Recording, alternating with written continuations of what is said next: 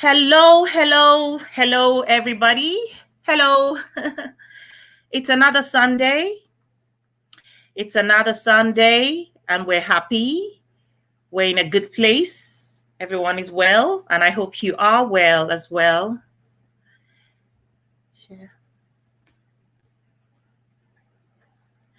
Okay, so welcome to Africa Rise with Susan West. And today, our guest is Alhaji Asari Dokubo. We're just going to give a little while so that people can join the broadcast as usual. And of course, just as a reminder, when you do join the broadcast, remember to create watch parties, share this broadcast to your friends as we do it. You do not understand how important that is, because when you do that, that's how we end up getting the thousands of views at the end of the program, because on each watch party there are a few more people watching, and those people create new watch parties and more people are watching, and at the end of the broadcast we have thousands of views. That's how it works. So some people are watching from YouTube, some people on Facebook, and of course, let me use this opportunity to remind you to subscribe to our YouTube channel. Yes, please subscribe and follow us on Instagram and follow us, like our page on Facebook. That's how we do it. So share this broadcast. Remind your friends that we are live right now.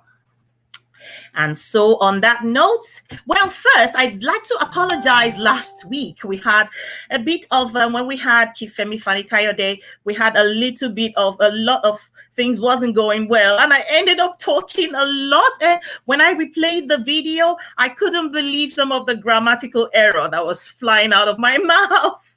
Yes, so pardon me. Hopefully today's broadcast will go perfectly well. Hopefully, yes.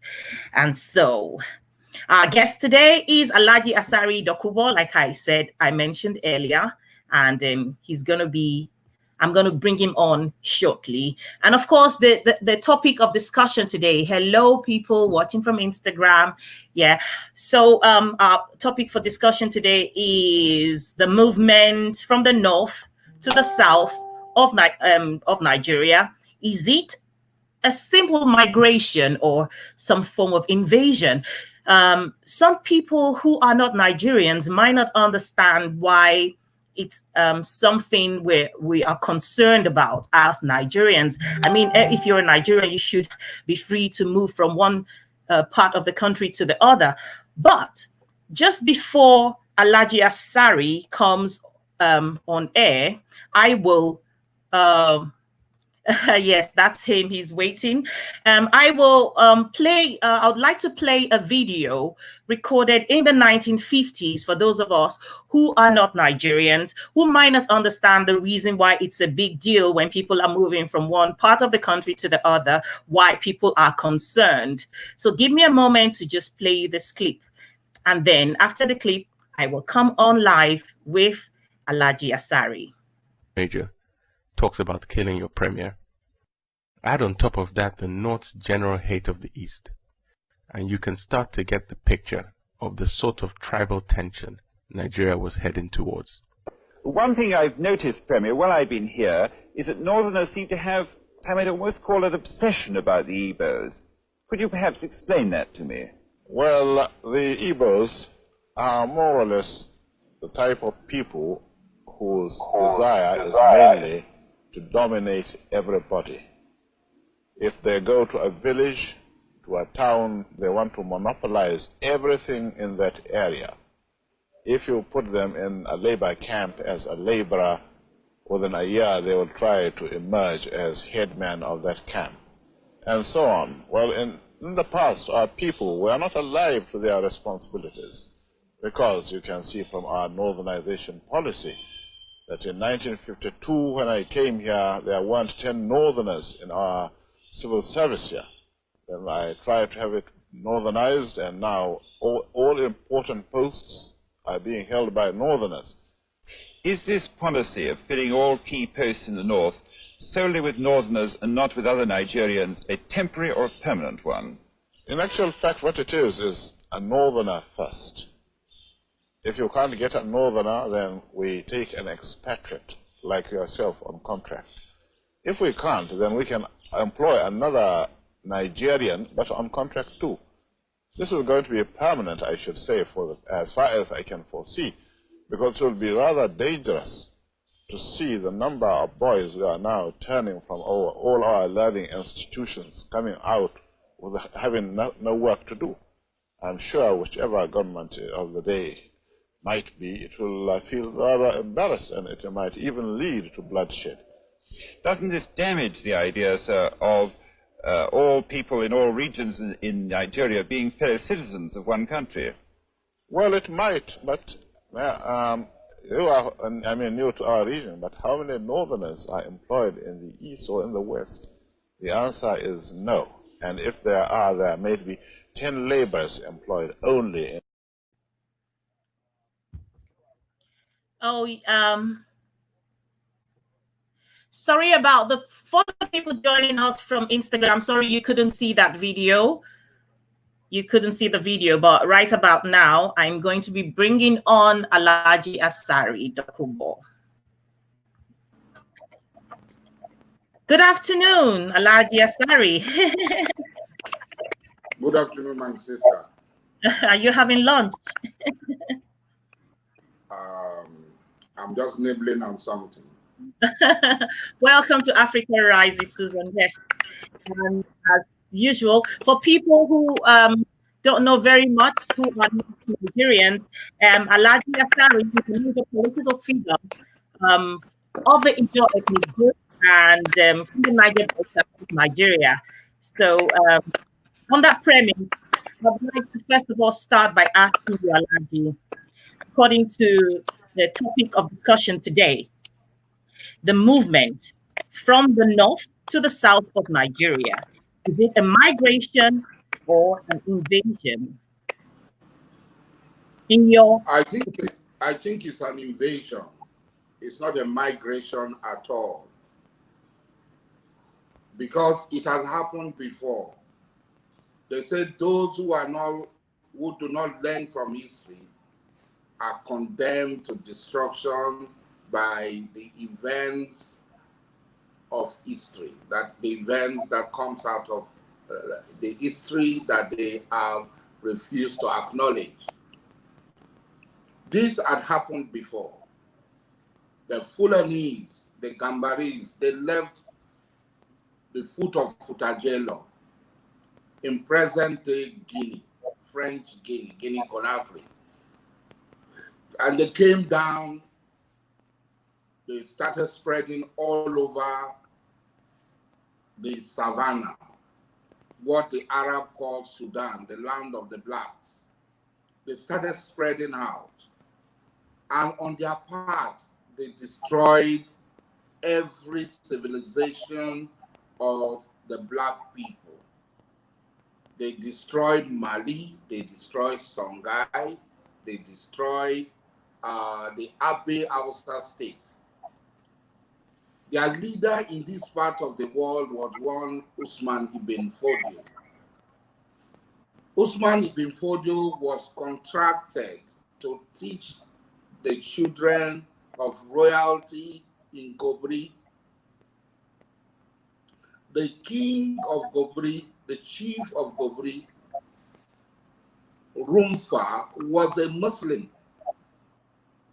The Gobri royal family were Muslims, but they did not care about it. Usman Danfodio condemned. He's a black man like them. He is not even accessible.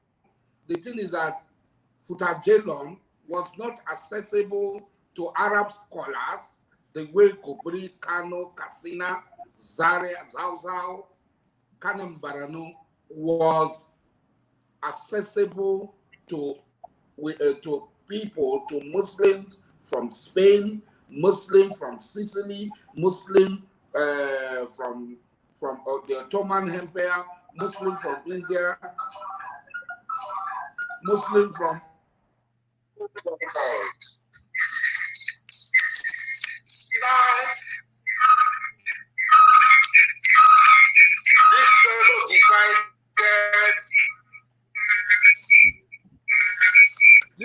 decided to declare a jihad. What is a jihad?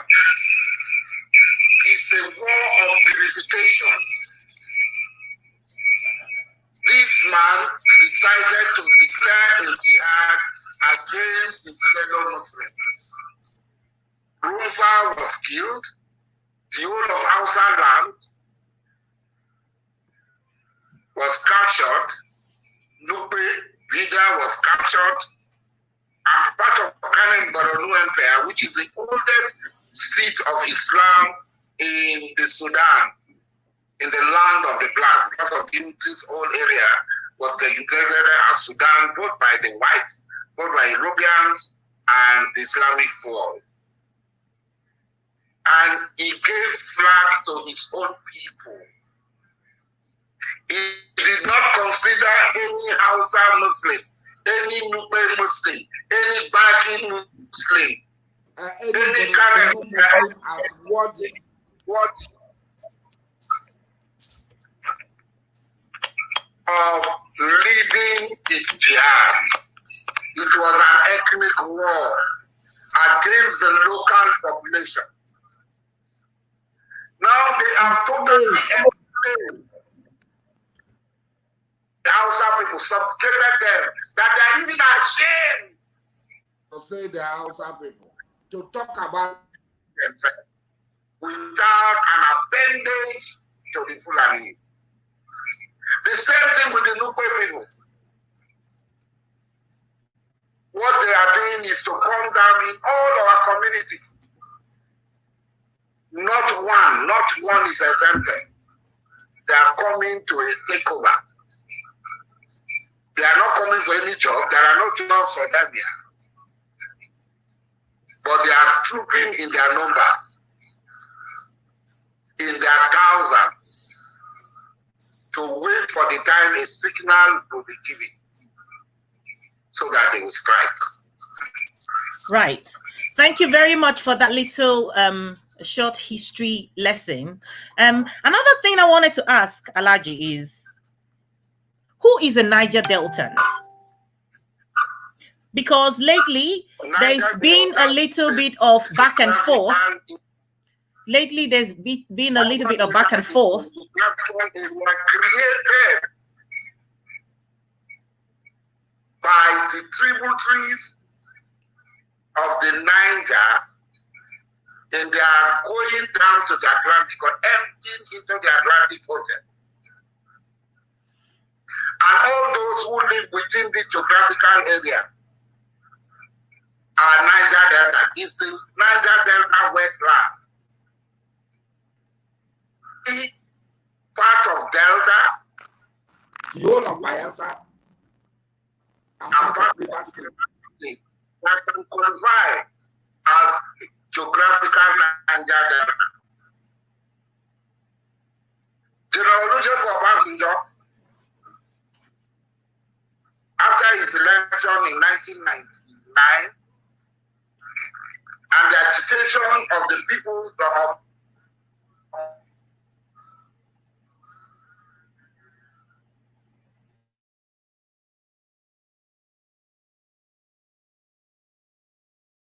added those who are not supposed to be part of the Niger Delta.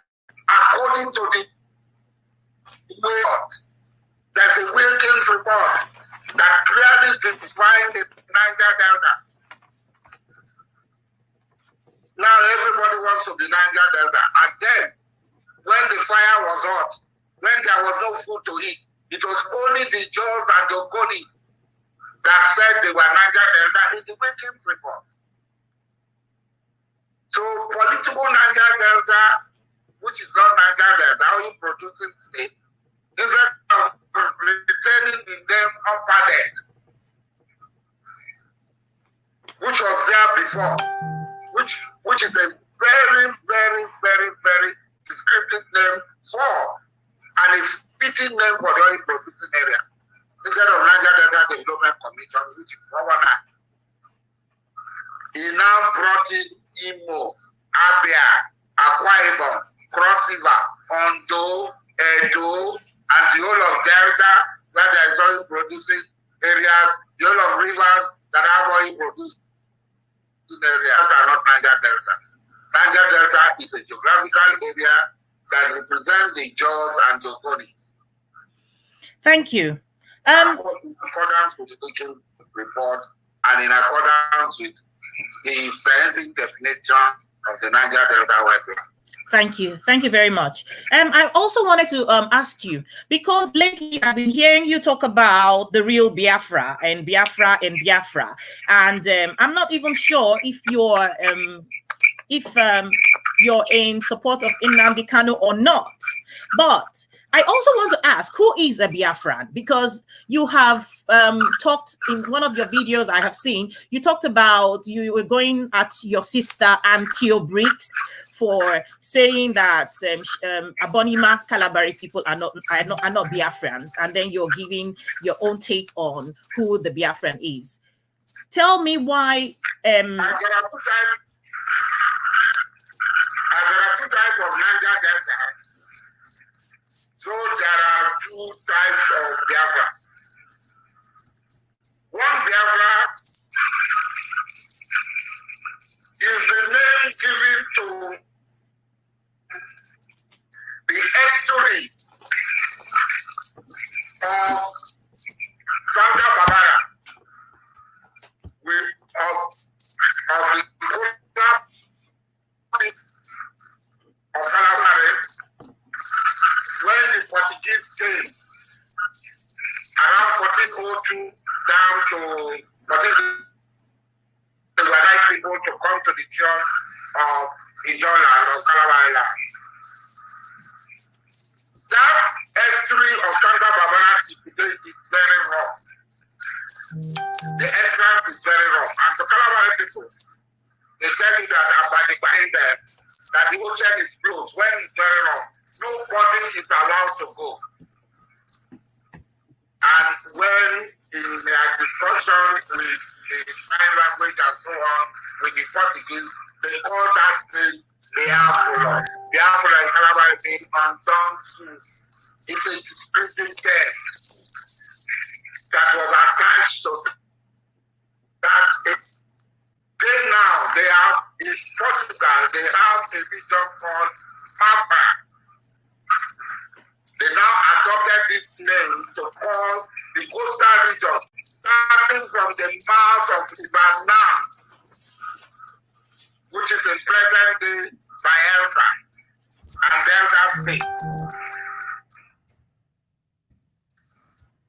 So the coast of Gabon was named the Beach of Biafra. This is the geographical and scientific Biafra. So everybody, living, every job man, every individual man, every person living on the coast, stretching from River North, some of the job people are in the pit of Bonny, Benin.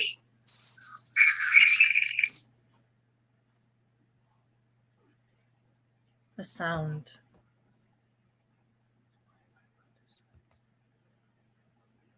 So everybody living within this.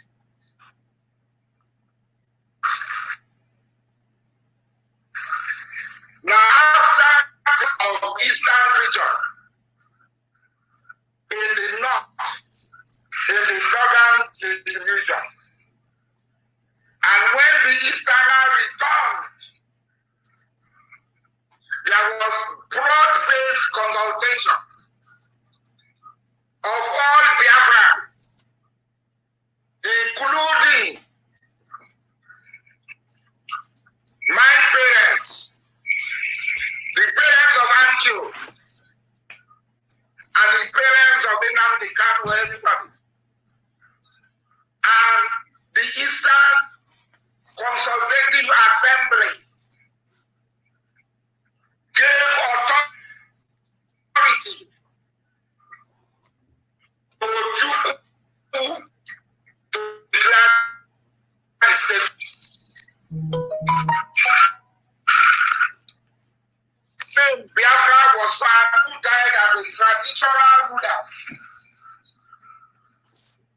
of one of the John nation,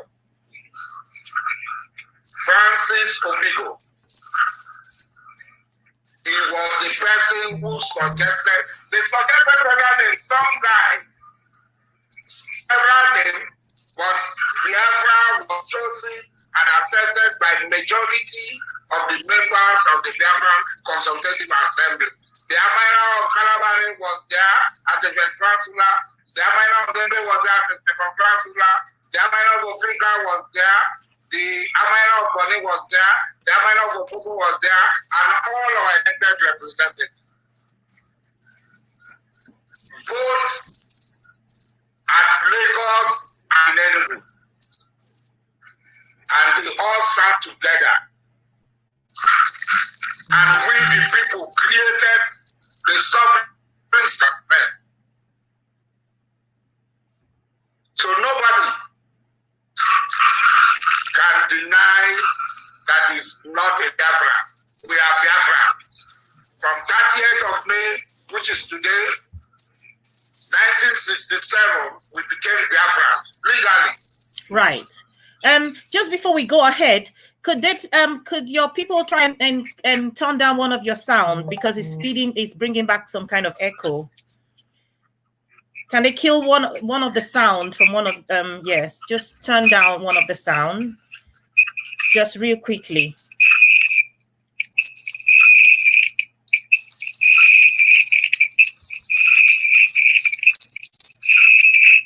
Okay, sorry guys, we're trying to sort out that sound coming from Nigeria.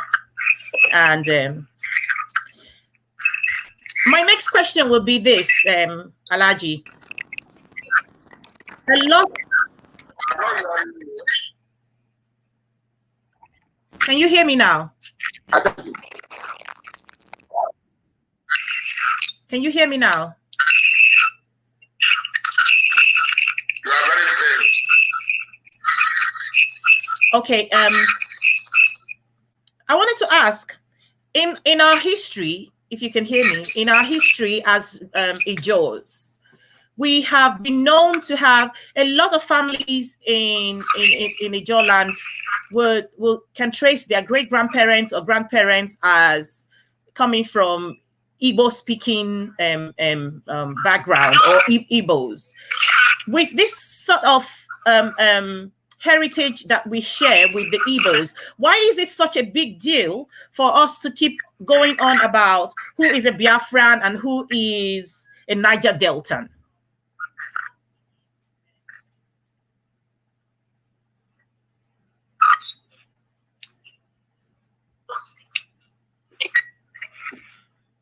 I can't hear. There's the sound. Sorry, we can't hear you. We can't hear you.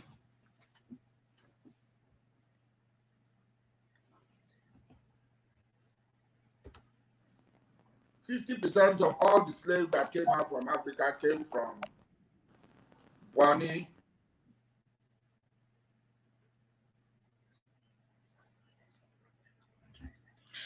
Guys, I have to apologize. There's network problem from Nigeria, and this is one of the things we have to deal with when we're doing the live broadcast online. The network is not something we have control over. Well, please bear with us.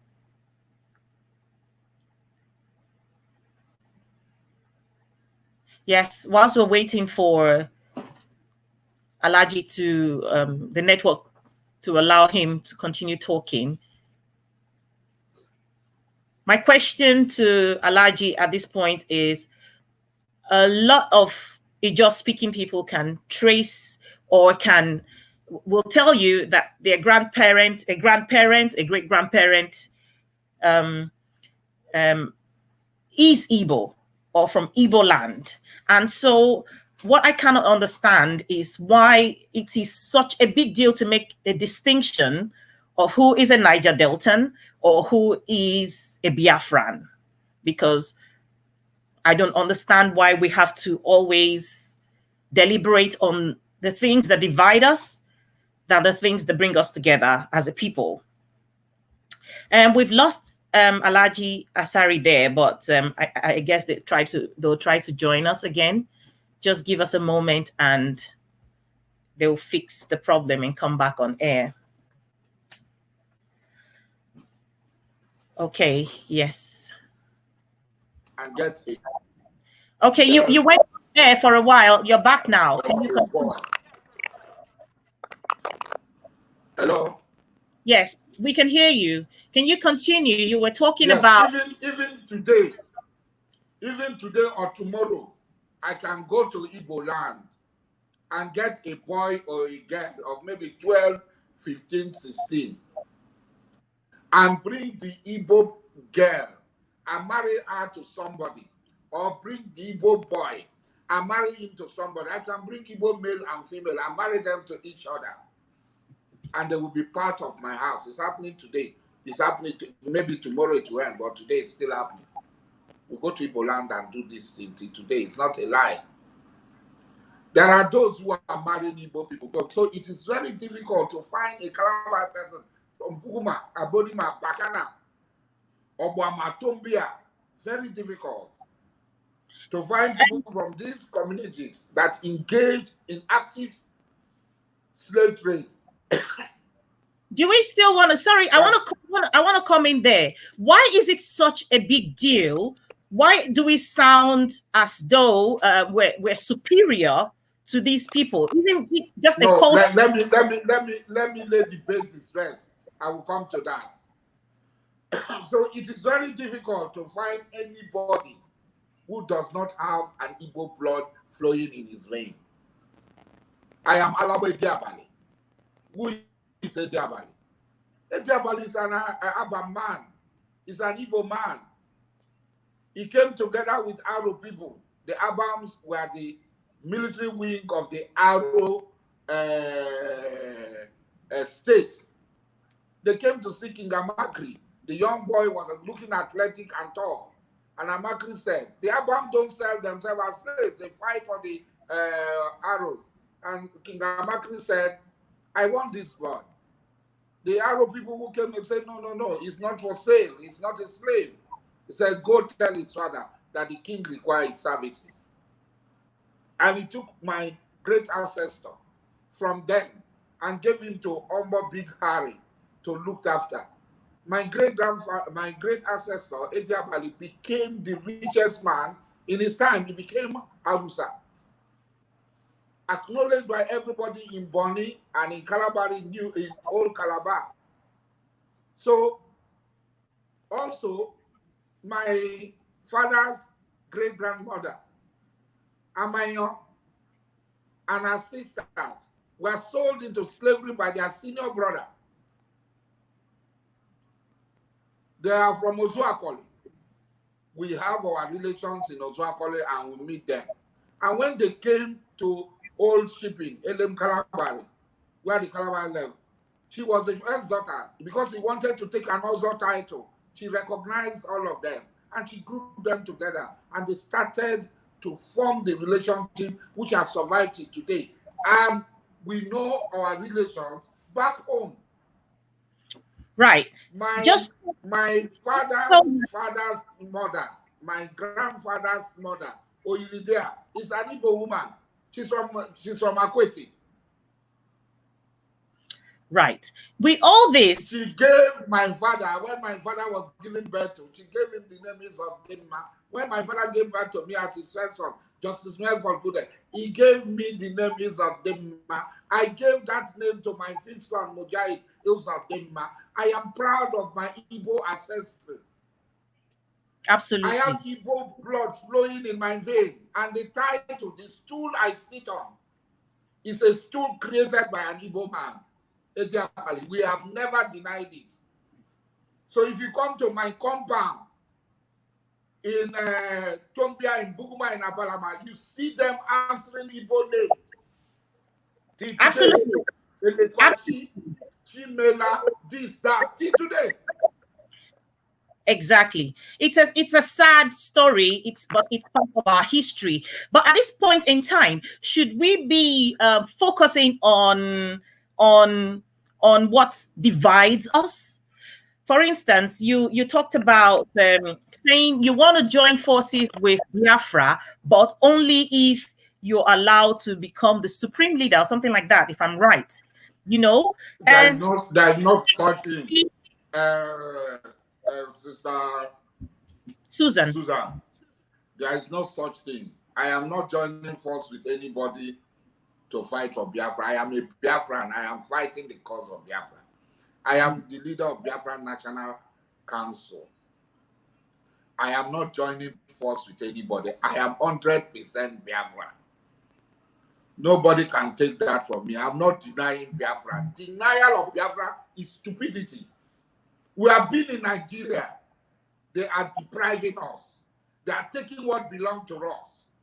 Instead of us to fight, we are still clinging on to Nigeria shamelessly and calling people to come into slavery. We know that the Ijaws cannot fight it alone. And when you talk about Ijaw people, the people who are shouting the loudest, are Ijaw people whose totality of their being is Igbo. And I'm so shocked. I don't want to call names, but everybody in Calabar know their family. Like if you call me, who are you? I say I'm Elebuke. What is Elebuke? Elebuke is West India. Who is Elebuke? It's an Igbo man. And that's my family Who is too. Osiago? It's an Igbo man. Who is Odikadibia? It's an Igbo man. Why should I be ashamed of my... In Buguma, where you and I come from, there's a place called Igbo Quarters. Brinomuni. Till today, when our chief Justice Kotara was alive, people wanted to change the name Brinomuni to something else. He said, are you wiser than our fathers who maintain this name till today? That they are Brinomuni. Why should we be ashamed of our heritage? But the problem is with the Igbos. We have idiots like Kano who like to abuse people, who like to claim that Ijaw people are Igbos. Ijaws are not Igbos. That's there true. There are Ijaw people like me who have Igbo ancestry, Igbo blood flowing in our veins. There are Ijaw people like me. Me but too. Ijaw people are not Igbo. Who are the Ijaw people that engage in the slave trade? There are just a few kingdoms in Ijaw land. Nembe Brass, Grand Bonny, New Calabar, Calabari, and from Grand Bono, Popo came out. These are the 4 Ijaw kingdoms. There are several Ijaw kingdoms. Just 4 Ijaw kingdoms engaged in slave trade. So there are so many Ijaw, over 40 Ijaw kingdoms. There are so many of them that never engaged in the slave trade, never saw the white man until 18-something. When they were looking for the source of River Niger, when the Landa brothers and so on, Mongo Park and so on, started looking for the source of this thing. When the Royal Niger Company started going into the interior, that's when those people, for the first time as a group, as kingdoms and so on, saw white people. If not, they saw white people there among their fellow Ijaw people in Calabar, in Bonny, in Opobo, and in Nembe. So how can you generalize that all Ijaw people? According to Professor DK, Ijaws are older in this part of the world. They arrived here before the Igbos came. Professor DK is an Igbo man. According to Amory Talbot, he said the same thing. According to G.I. Jones, he said the same thing. That we're the oldest people, we're the only non-Bantus in this part of the world. I have the blood flowing in my vein. I have Igbo blood flowing in my vein. So an Igbo man cannot come when I know his history to come and tell me, looking down on me, and say you are Igbo. No. Absolutely. Ijaw is not Igbo. Right. This is why we're doing Igbo blood. This is why we're doing this program, Alhaji. This is why we're doing this program. A lot of history is untold. A lot of things we don't know about our history. But having said that, you made mention in the beginning that what's happening, the movement from the north to the south is an invasion, not a migration. If it is an invasion, how can you protect yourself as an Ijaw man with an Igbo blood flowing through your veins? How can we protect the Niger Delta, the Ijaws, the Igbos, however you want to look at it, if there is a division and we're always hampering on the things that are different instead of looking for a common ground to come together as one? I am not, my sister Sudan, I am not the cause of the division. If somebody says he's supreme leader of who? Somebody says Biafrans are Jews. How are we Jews? I am not a Jew. I will never be a Jew.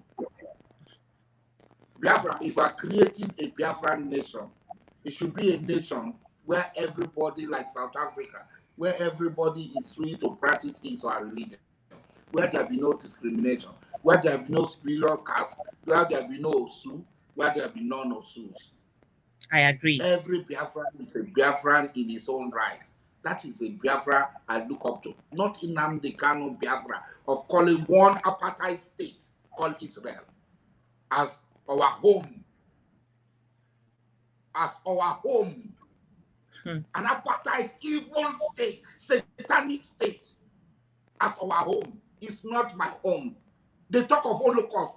Every day they're committing Holocaust against Arab Palestinians on their own land. Abraham left off of the Chinese and came to this thing. He did not have one single land. So how did Palestine belong to the children of Abraham? These are even contained in their book. That you want to impose religion on us. I am a Muslim. I have taken the kalima la ilaha illallah. And anybody who wants to prevent me from being a Muslim, that is a Jew, then he has to fight me. He has to pass me. He has to put me aside. If he cannot put me aside, I'll kill him. Because he cannot impose something on me that I don't want. We want a free Biafra where every Biafran has the right, equal access to all offices. Not one man proclaiming himself supreme leader. Supreme leader of who? When you call a supreme leader, I will not bring out history. That's where this history is coming from. That in our relationship with you as a young man, you don't know your place. In our relationship with you as an young man, you should know your place. You should ask your father, who are they with us? So that is it. We are begging for cooperation. We are begging to work together. But we will not work together as senior and junior partners. We will work together as equal partners. It just equals ethics. Absolutely. I agree. And as equal stakeholders in Biafra. Right. Absolutely. Absolutely. Thank you so much. You know, I wanted to ask this question. Still going back to you affirming that it's an invasion.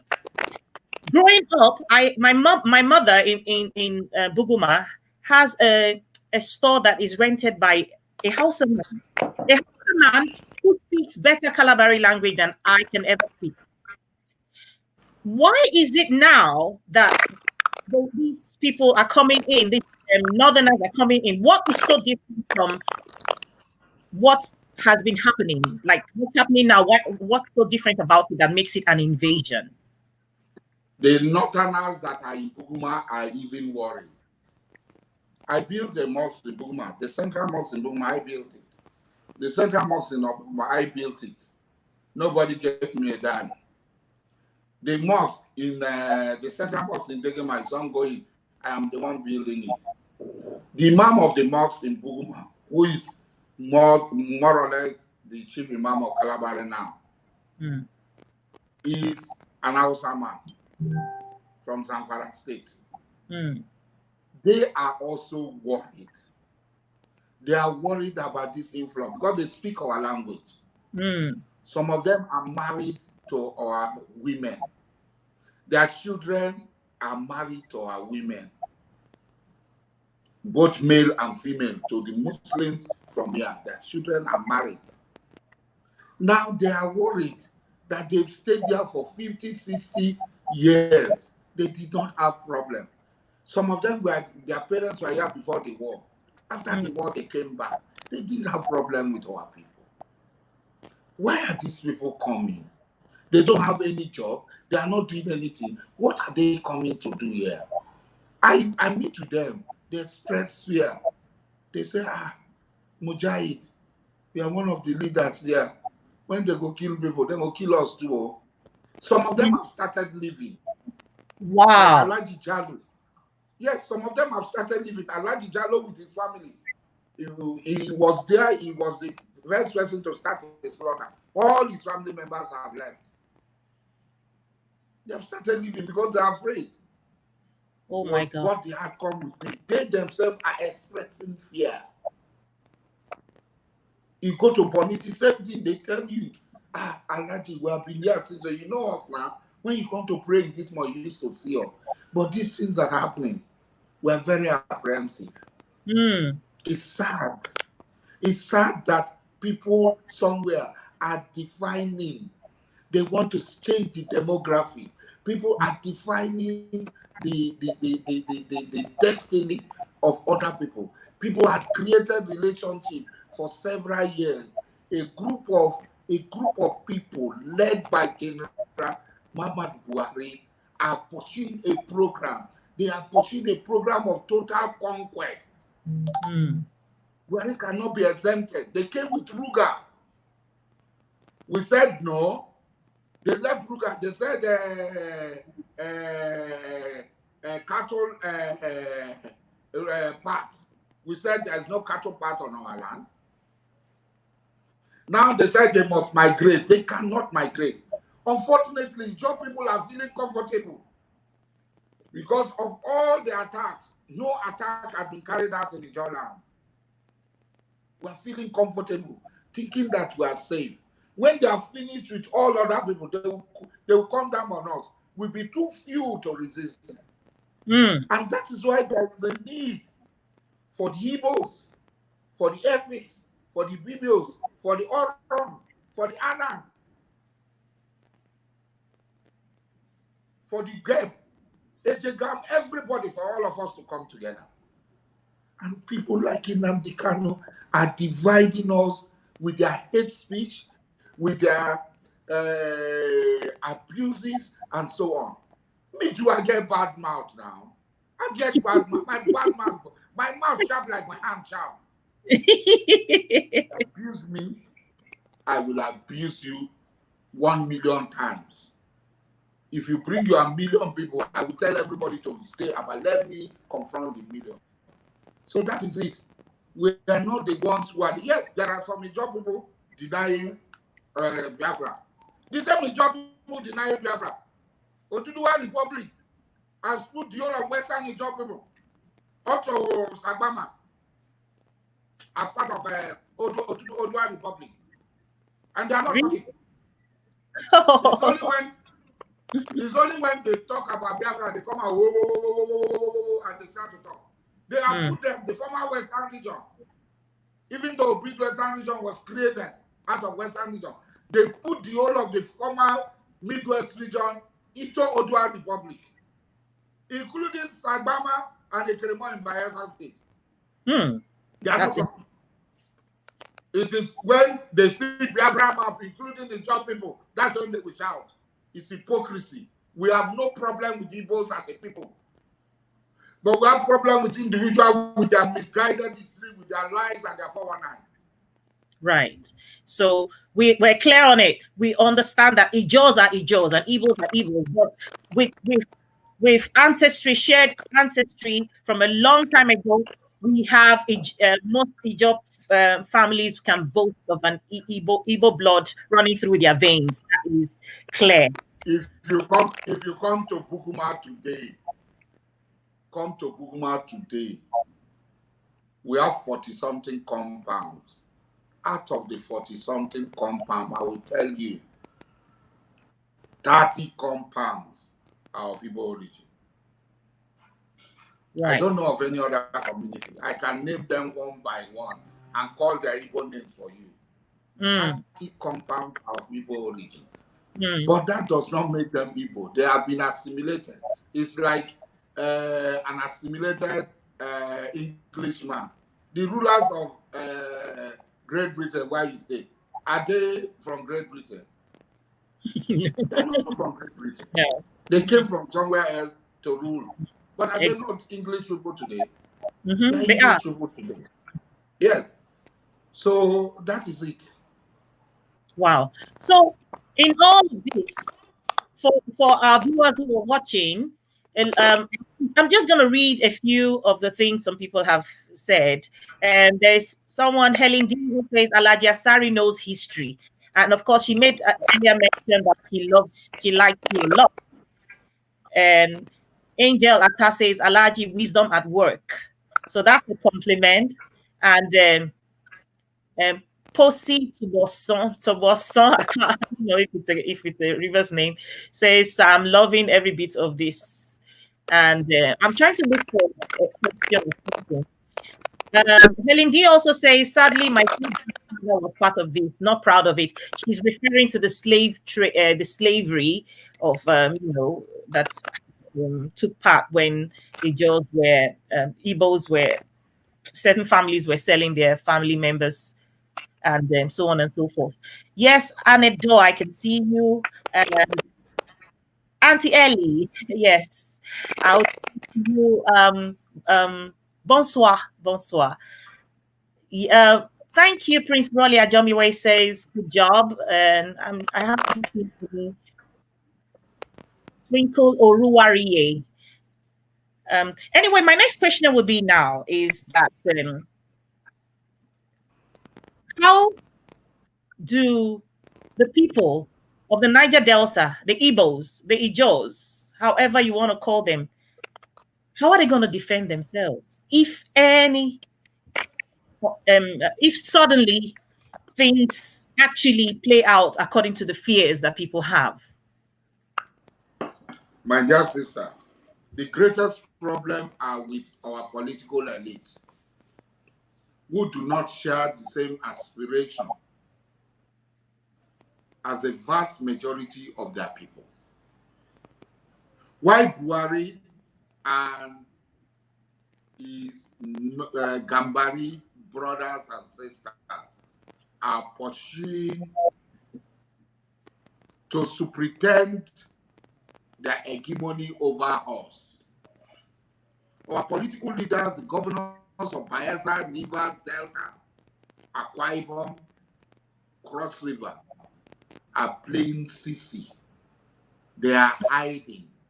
They are afraid. When they come, they will come for all of us.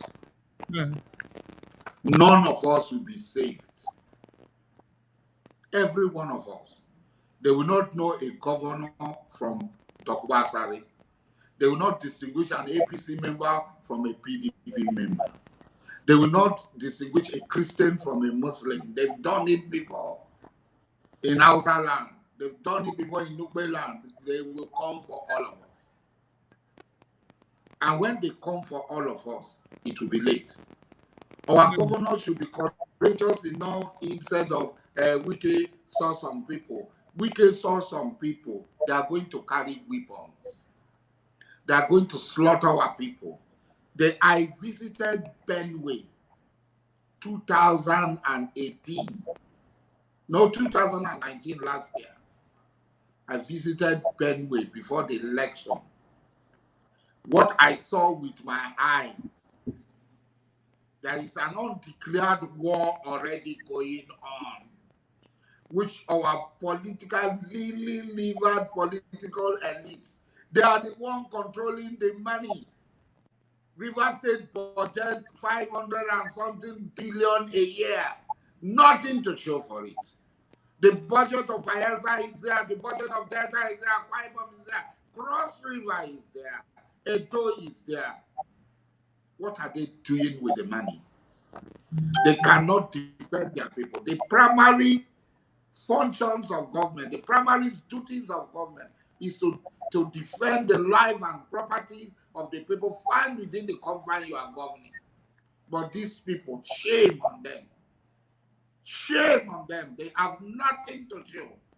other than the budget money, no project, they show us flyover. What is flyover? How does flyover add to the development of a state? How does flyover add to the economic advancement of a state? And the people are clapping for them. These enemies of our people.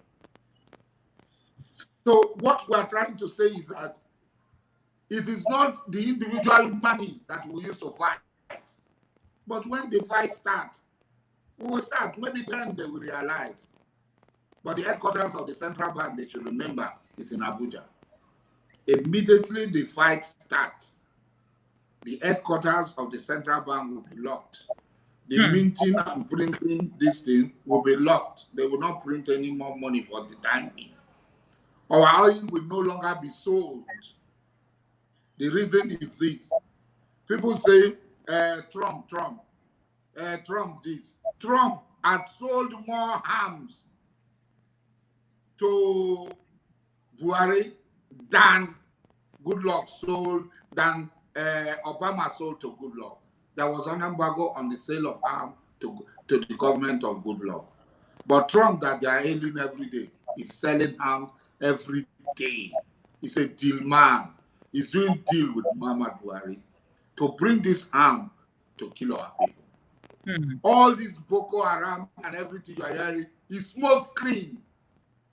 They are training their people to come and kill us. That's the truth of the matter. And they are transporting them down. In this COVID period, where interstate borders are closed, how do these people get to Edo State, get to Delta State, get to River State? How did they move? That is such and a sad. That is so sad. And nobody saw them. That is so sad. Nobody saw them. I'll quickly So read. For me, we can prepare as much as we have, but it is very sad because our political elites had failed us. And when the thing starts, the people will hit them up before they will start to fight the enemy. Wow, that's a sad forecast, and it's not encouraging at all. I'm going to read a little bit of what people have written. Basil Abumere says, "Tell the southern leaders the bitter truth." And Twinkle Oruwariye says, "Alhaji Asari Dokubo is my brother, and he's a good historian. The Igbos should please listen to him." Well, finally, we're running out of time. We have about 4 minutes. Finally, what will be your last parting words for the viewers, for the people of the Niger Delta, for the Igbos, for the Ijaws, for generally all of us who are not all the people who feel threatened by this movement from the north to the south? My dear brothers and sisters, I am begging you. The hangman news is already set. We are being led to the gallows. This is not the time for division. This is not the time for who will be what and what. This is the time of coming together. This is the time of coming together. Ijaws, Igbos, Anand, Ibibios, Bini, Eshekri, Eshan, Orobos, Isokos, Efik, the Yakos. This is the time of coming together. Igbo man, I have said it before. How many times have there been a riot in Aba where Igbo people had killed Ijaw people? How many times have there been a riot in Port Harcourt and Ijaw people, or at Warri, Ijaw people had targeted Igbos? When Goodluck contested the elections, Igbos sacrificed everything and supported him. They are still suffering for that which the part they took, and they are still, the majority of Igbo people are standing firm. We have no problem with Igbos. Igbos cannot oppress the Ijaw people. And I believe that as long as people like us are alive, the job people cannot do anything to harm Igbo people. Our destinies are tied. We are together and we are working together. If we don't do that, we will all perish. Thank you. Thank you. Just quickly, real quickly. Basil Abumela just reminded me, which is something I wanted to ask you. You have sealed the contract to lay gas pipeline from the south to the north, Kano, Sokoto, Kaduna. What's your reaction to that? Embra, and also better baby smeta, pisita better smeta ke rapre. Okay. Well, basically, Alhaji Asari, when the come comes to become, the apple will happen. Alhaji Asari just told me that's a topic for another day. Basically, that's the translation. That's a topic for another day. I just want to thank you, Alhaji. I thank you for giving us 1 hour of your time on Africa Live. We say thank you. We're grateful. I hope to see you when I come to Nigeria, my big brother. Bye-bye. And so, yes, well, usually on this program, I'd like to always end on a high note, but it was such a struggle to get that coming out. I just want to acknowledge some people who I've seen. Dr. Lovett. Yes, Dr. Lovett. Oh, I see you. My brother Dodi says, very sad, and our people are, well, I wanted to end it on a high note, but it just wasn't happening because the truth had to be told, according to Alhaji Asari. I really do hope and pray that our fears will not come to light, will not be the reality. No one knows for sure, but these are things that people who experience have these experiences on a daily basis have concluded. And it's so sad that we live at a time like this. The government have contributed to the heightened fear and suspicion we have for one another in Nigeria, especially at the time where we're supposed to come together as Black people, as Africans, and build our continent and move the nations of Africa forward. Well, I don't know what else to say again, but of course, to thank you for joining. Diane, I see you. Thank you for joining. Thank you for sharing the broadcast. Everyone who's joined us on Instagram, I say thank you. And everyone from YouTube, thank you very much. Even after the broadcast, please share, subscribe to our YouTube channel, like our page on Facebook, follow us on Instagram. Our handles are rolling across the screen there. Thank you so much. And I love you all. We'll do this again next Sunday, 5 p.m. And as we go into the week, I will announce who the next guest will be. Thank you and God bless you. Goodbye.